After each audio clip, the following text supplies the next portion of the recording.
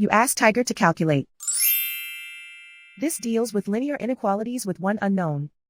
The final result is x smaller than -6. Let's solve it step by step. Group all constants on the right side of the inequality. Subtract 4 from both sides.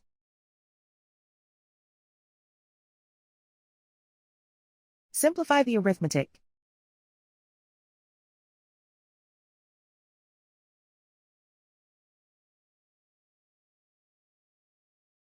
Isolate the x. Divide both sides by -2. Whenever you multiply or divide by a negative, reverse the inequality sign.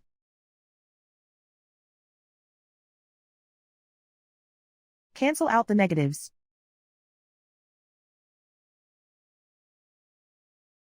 Simplify the fraction.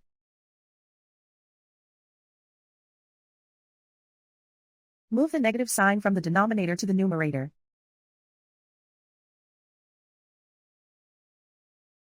Find the greatest common factor of the numerator and denominator.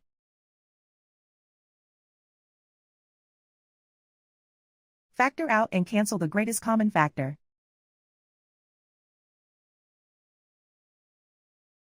Plot the solution on a coordinate grid. And so the final result is x smaller than -6.